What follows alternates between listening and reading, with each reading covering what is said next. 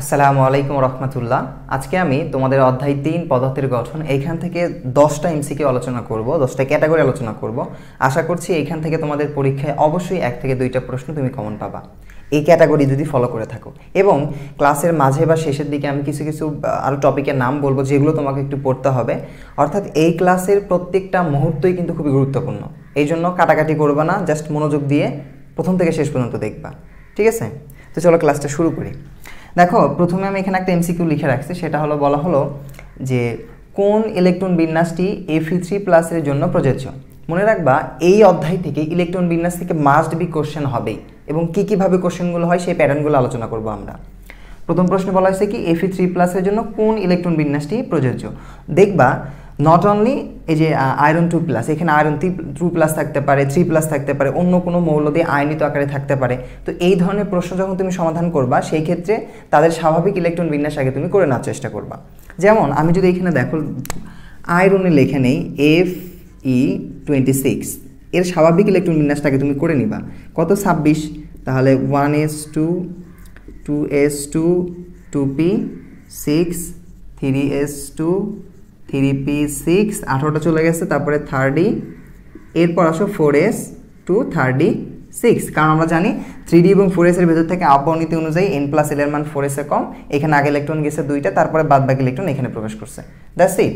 এখন দেখো তো ভাই, এখানে আছে Fe3+, মানে কি আয়রন যে ইলেকট্রন বিন্যাসটা দিচ্ছে সেইখান থেকে তার 3টে ইলেকট্রন ছেড়ে দিলে সে 3+ হয়। কারণ ইলেকট্রন কোথা থেকে ছাড়ে? ইলেকট্রন কিন্তু সর্বশেষ কক্ষপথ থেকে ছাড়ে। তো দেখো আয়রনের সর্বশেষ কক্ষপথ কিন্তু 4s2, তাই না? এই জন্য যেটা করে যে আয়রন 4s2 থেকে সর্বপ্রথম 2টা ইলেকট্রন সে ছেড়ে দেয়, দিয়ে এখানে 0 হয়ে গেল, মানে 4s একটা ইলেকট্রনও নাই, 0 হয়ে গেছে। তখন এ কিন্তু হচ্ছে কি 2+। বাট আমাকে কিন্তু 2+ বলে নাই, বলছে কি 3+। 3+ মানে কি সে আরেকটা ইলেকট্রন ছাড়ছে। তো আরেকটা ইলেকট্রন কোথা থেকে ছাড়বে? 4s তো আর ইলেকট্রন নাই, ইলেকট্রন কিন্তু এখান থেকে ছাড়া লাগবে। তখন 3d এই 6 আছে, এখান থেকে আরেকটা ইলেকট্রন ছেড়ে দেয়, দিয়ে হয়ে যাচ্ছে কি এখানে 5। তাহলে এখানে কি হয়ে যাবে? 3+। অর্থাৎ এই আয়রন 3+ ইলেকট্রন বিন্যাসটা কিন্তু এটা। কারণ কথা হলো কি, এটা দেখে আমি উত্তর কিভাবে দিব? দেখো তো তোমার কোথা থেকে শুরু হয়েছে? 3s থেকে শুরু হয়েছে না? অর্থাৎ তোমার এইটুকু জাস্ট মিলাবা, তোমার এতটুকু মিলানোর দরকার নাই। এখন চিন্তা করে দেখো, তোমার কোনো কোনো প্রশ্ন ডিরেক্ট এত বড়টা উত্তরও থাকতে পারে বা এরকম সংক্ষিপ্তভাবে থাকতে পারে। চিন্তা করতে হবে 3s2 3p6 3d5 4s0, এইটুকু অংশ যেখানে আছে, যে অপশনে আছে সেটা হবে সঠিক উত্তর। দেখো তো এখানে কি আছে? 3s2 3p6 3d3, এখানে আছে 3d5, তার মানে এটা ভুল। তারপর তুমি এটাতে আসো 3s2 3p6 3d5 4s0, দেখো তো 3s2 3p6 3d5 4s0, তার মানে এটাই কিন্তু আমাদের সঠিক অ্যান্সার।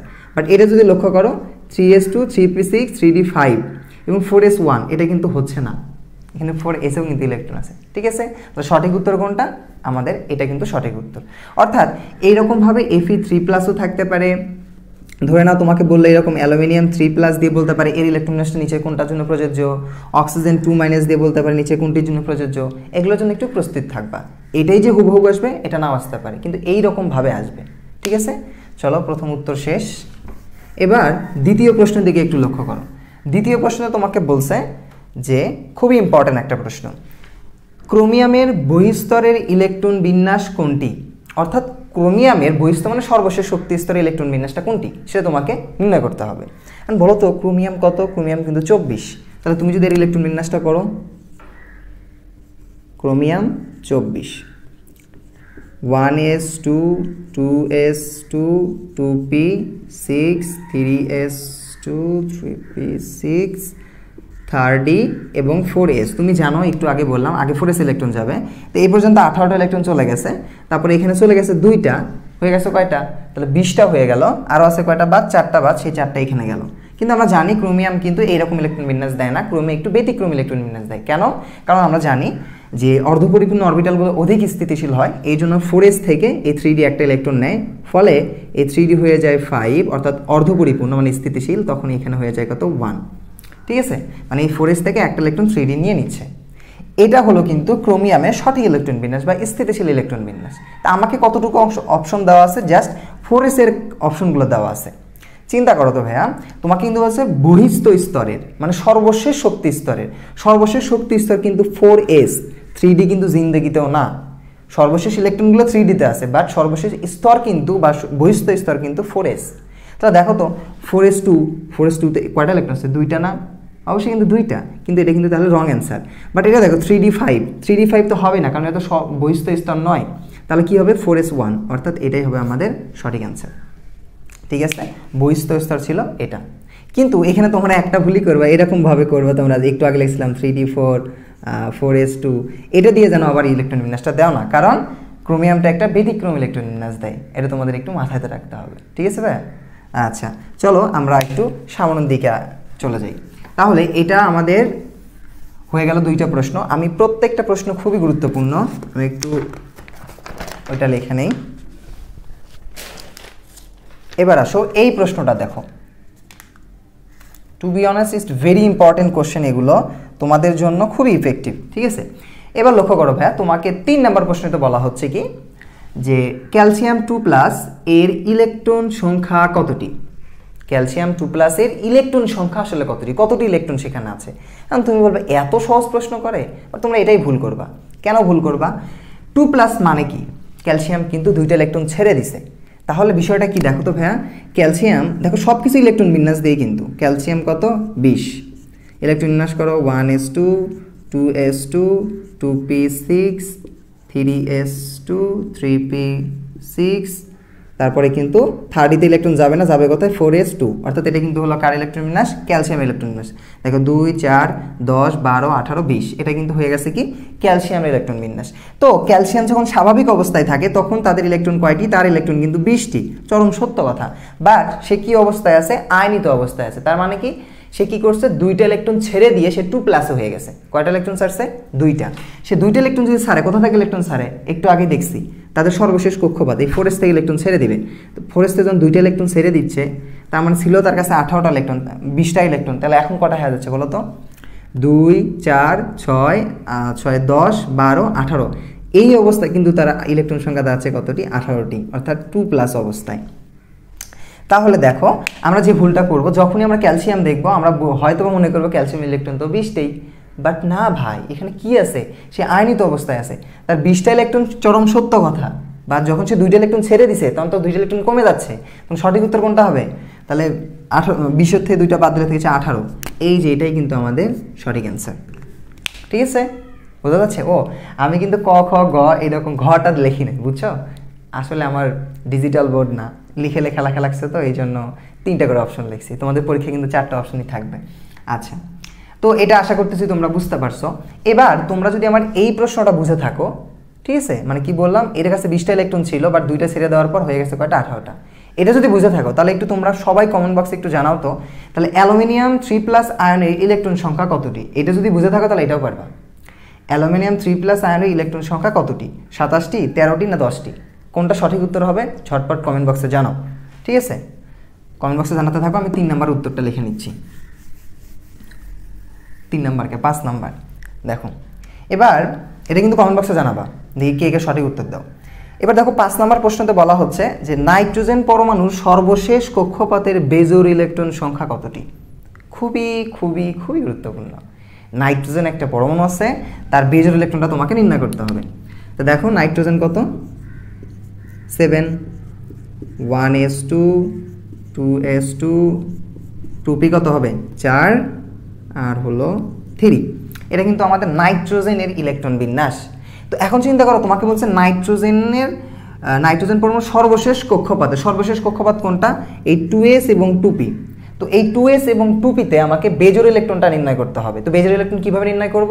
আমরা কিন্তু হুন্ডের নীতিটা অ্যাপ্লাই করে বেজোর ইলেকট্রনটা নির্ণয় করতে পারি। আব্বাউ নীতি, হুন্ডের নীতি, ইলেকট্রন বিন্যাসের নীতি, এগুলো নিয়ে ক্লাস আপলোড দেওয়া আছে, আমি লিঙ্কগুলো ডিসক্রিপশন বক্সে দিব, দেখে নিও। ঠিক আছে, মজা করতেছি।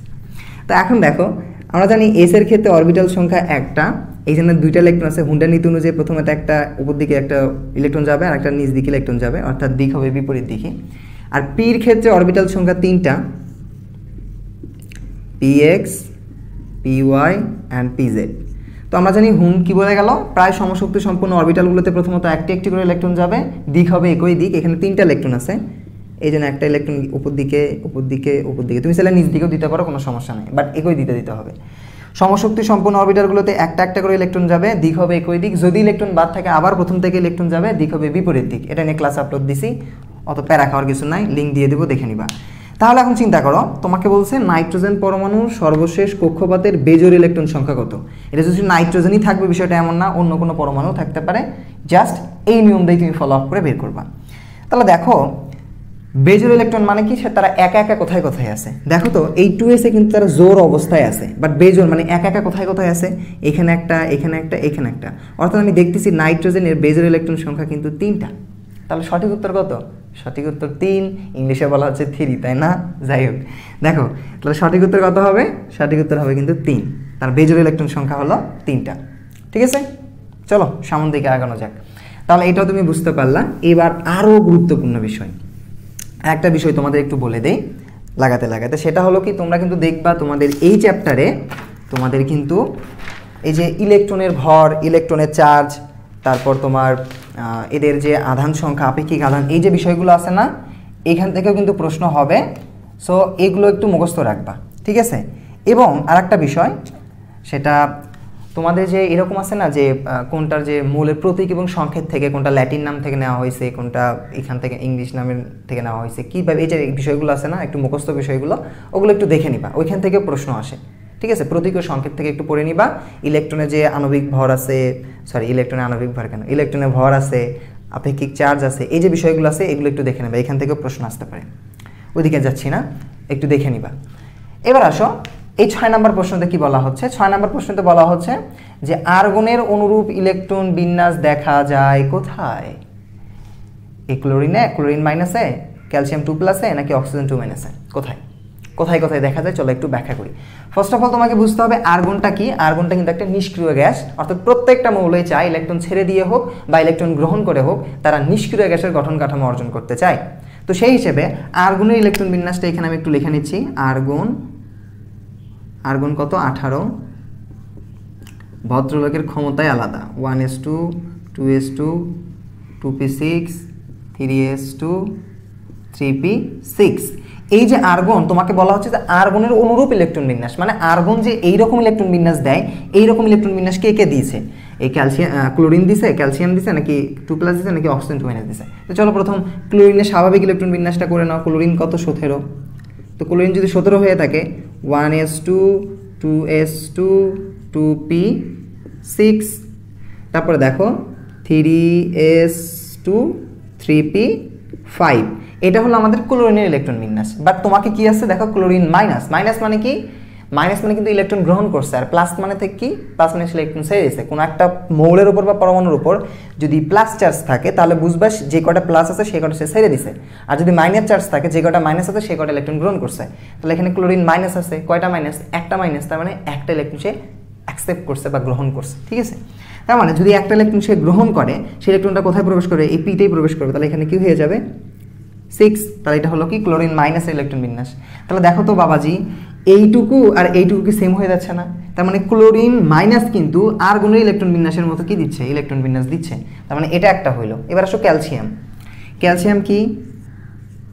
Calcium 20, 1s2, 2s2, 2p6, 3s2, 3p6। 30তে ইলেকট্রন যাবে না, যাবে কোথায়? 4s-এ, তাই না? 30 লিখলাম না, আর ইলেকট্রন যে থাকলো 2টা সেটা গেল করছে 4s। এটা কিন্তু ক্যালসিয়ামের ইলেকট্রন বিন্যাস। আশা করছি ইলেকট্রন বিন্যাস তোমরা পারো। ইলেকট্রন বিন্যাস খুবই ইম্পর্টেন্ট জিনিস। এটা হলো ক্যালসিয়াম ইলেকট্রন বিন্যাস। বাট ক্যালসিয়াম কি আছে? 2+, মানে 2টা ইলেকট্রন ছাড়ছে। কোথায় থেকে ছাড়বে? সর্বশেষ কক্ষপথ থেকে ছাড়বে। সর্বশেষ কক্ষপথ 4s, তার মানে 2টা ইলেকট্রন ছেড়ে দিছে। তার মানে 2টা ইলেকট্রন চলে গেল, হয়ে গেল কি এখানে 2+। ঠিক আছে, এখন বাবাজি দেখো তো এইটুকু আর এই যে আর্গনের এইটুকু কি এক না? 1s2, 2s2, 2p6, 3s2, 3p6, এইটুকু আর এইটুকু কিন্তু মিলে গেছে। মানে ক্যালসিয়ামও কিন্তু সঠিক উত্তর। ওই যে দেখবে না যে 1, 2, 3 কোনটা সঠিক উত্তর হয়, এরকম থাকে না এমসিকিউগুলো, সেটার মতো একটা এটা প্রশ্ন। এবার আসো অক্সিজেন 2-। অক্সিজেন 2- কি আছে? অক্সিজেন কত? 8। ইলেকট্রন বিন্যাস করো, 1s2। যত মাইনাস থাক আর প্লাস থাক, প্রথমত চিন্তা করবা তাদের স্বাভাবিক ইলেকট্রন বিন্যাস করার জন্য। আমি কিন্তু আগে ওই মাইনাস ধরে করতেছি না, মাইনাস ধরে করতে গেলে ভুল হয়ে যাবে। তাহলে অক্সিজেন স্বাভাবিক ইলেকট্রন বিন্যাস করছি, আর 2- আছে মানে কি 2টা ইলেকট্রন অ্যাকসেপ্ট করছে, মানে গ্রহণ করছে। তাহলে এখানে 2- দাও, আর 2টা ইলেকট্রন এখানে যোগ করে দাও, 4 আর 2 6। তাহলে দেখো তো এই ইলেকট্রন বিন্যাস কি এই আর্গনের সাথে মিলছে? মিলে না। এটা মিলছে কার সাথে? এটা মিলছে বাবাজি নিয়নের সাথে। ঠিক আছে, হয়ে গেল কিন্তু আমাদের সঠিক উত্তর বার করা শেষ। তার মানে ক্লোরিন এবং ক্লোরাইড এবং ক্যালসিয়াম 2+ এই দুইটা কিন্তু হলো সঠিক উত্তর, বাট এটা কিন্তু রং। তার মানে এই দুটো যেখানে আছে সেটা টিক চিহ্ন মারে দিবা, বৃত্ত ভরাট করে দিবা, আলহামদুলিল্লাহ উত্তর হয়ে যাবে। এবার আসো পরেরটাতে যাই। পরের প্রশ্নটা একটু পড়ো তোমরা সকলে একটু মনোযোগ দিয়ে। আচ্ছা, একটা বিষয় যে তোমরা কে কোথা থেকে আসলে ক্লাসটা আমার করতেছো আজকে একটু কমেন্ট বক্সে জানিয়ে দিও তো, দেখবো নি কোথাকার স্টুডেন্ট আমার বেশি। দেখো এবার পরে 7 নাম্বারটা, নিচের কোন ইলেকট্রন বিন্যাসটি অধিক সুস্থিতি, এটা কিভাবে তুমি বের করবা? মনে রাখবা যে কোন অরবিটাল মানে কোন যে ইলেকট্রনটা বেশি সুস্থিতি হয় সেটা কয়েকটা ভাবে নির্ভর করা যায়, যে পরিপূর্ণ এবং অর্ধপরিপূর্ণ অরবিটালগুলো অধিক স্থিতিশীল। অর্থাৎ পরিপূর্ণ মানে কি? পরিপূর্ণ মানে যে এইরকম অবস্থা, দেখো এসে 2টা থাকে, পিতে 6টা থাকে, ডিতে 10টা থাকে, এফে 14টা থাকে। এর অর্ধেক কত? এসে 1টা। এসের ক্ষেত্রে অতটা কল্পনা করা হয় না, এসের ক্ষেত্রে বাদ দিয়ে দিবা। পিতে হলো অর্ধেক 3টা, ডিতে 10-এর অর্ধেক 5টা, এফে 14-এর অর্ধেক 7টা। এই অবস্থাগুলো কিন্তু অধিক স্থিতিশীল। আমি চিন্তা করো তো কি আছে, n-1 আছে না n-2 আছে, ওগুলো আমার দেখার বিষয় নয়। বিষয় হলো কোথায় দেখো মিলে যাচ্ছে, স্থিতিশীল মিলে যাচ্ছে। দেখো ডিতে 9টা আছে, এটা কিন্তু স্থিতিশীল নয়, কারণ ডি কখন হবে 10 বা 5 এই অবস্থাতে স্থিতিশীল। তাহলে ডিতে 8টা আছে, এসে 2টা আছে, এসে 2টা ভালো কথা, এখানে 2টা ভালো কথা, স্থিতিশীল, কোনো সমস্যা নেই। বাট ডিতে কিন্তু 8টা, এটা কিন্তু স্থিতিশীল নয়, ঠিক আছে।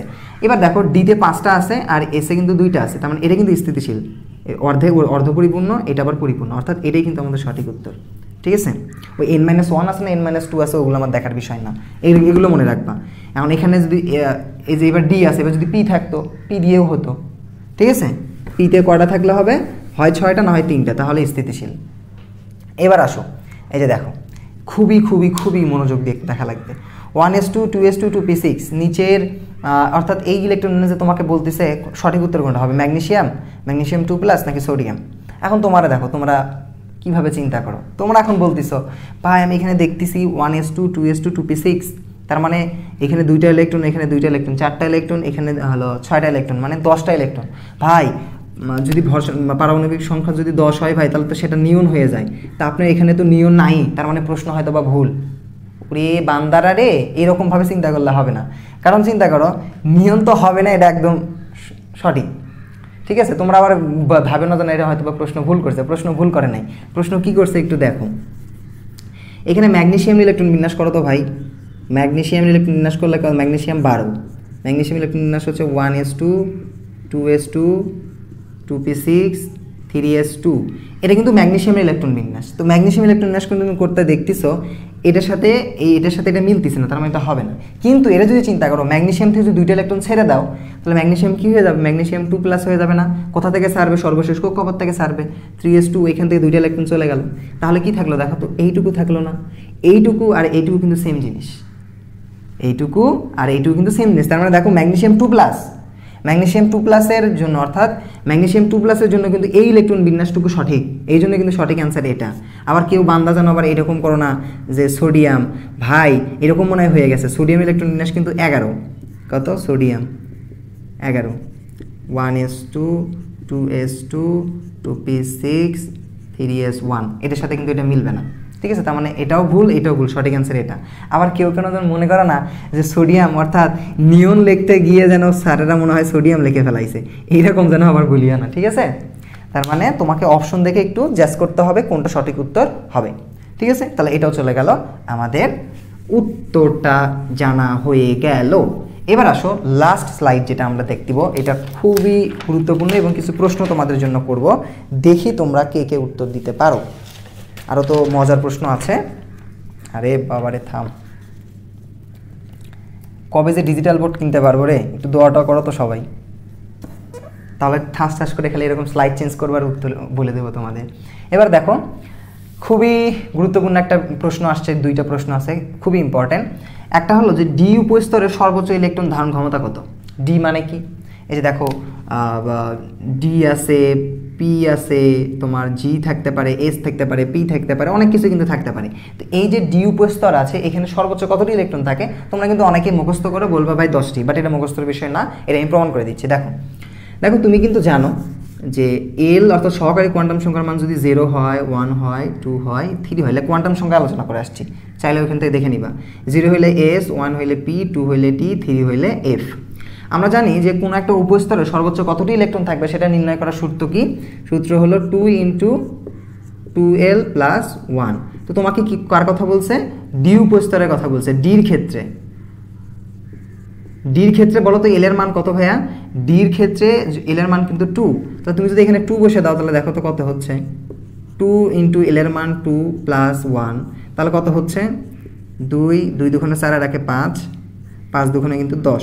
এই যে 10, এটাই কিন্তু আমাদের সঠিক উত্তর। অর্থাৎ ডি উপস্তরের সর্বোচ্চ ইলেকট্রন ধারণ ক্ষমতা কত? 10টি সর্বোচ্চ।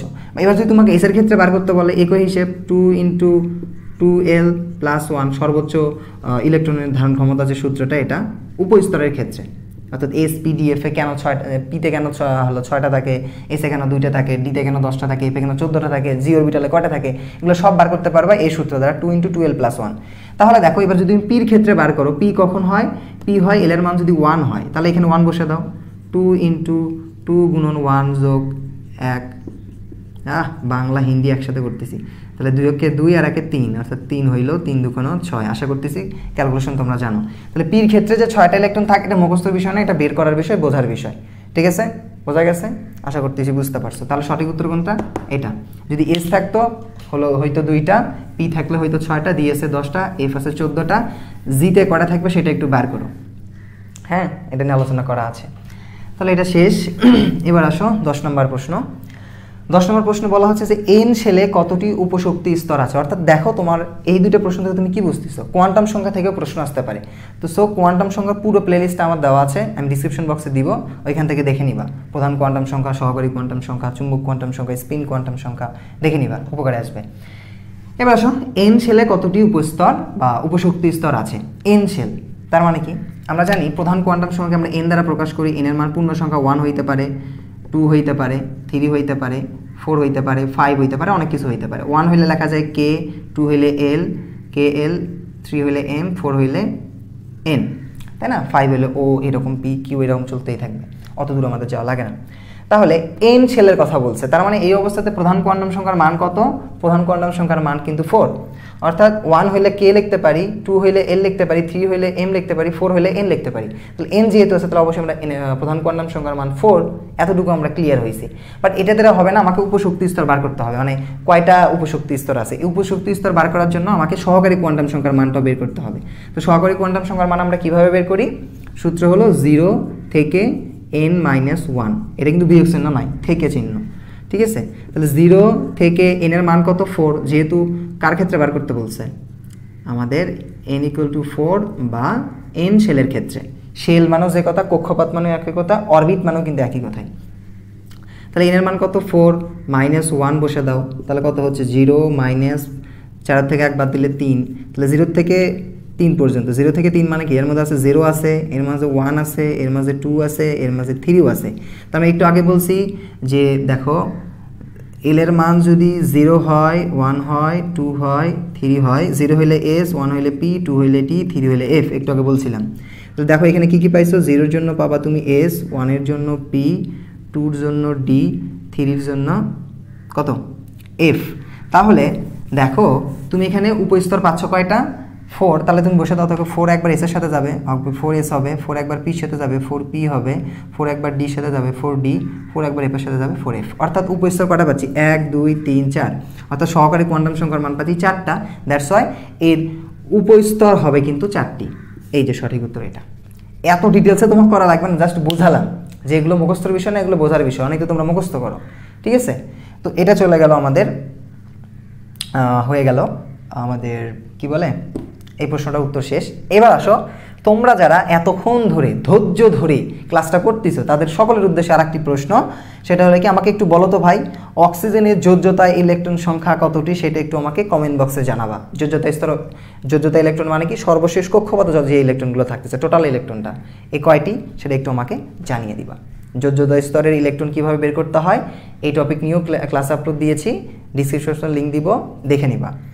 তাহলে এর সঠিক উত্তরটা আমাকে জানাও, অক্সিজেনের যোজ্যতা ইলেকট্রন সংখ্যা, ইলেকট্রন কতটি বা ইলেকট্রন সংখ্যা কতটি যাই হোক না কেন।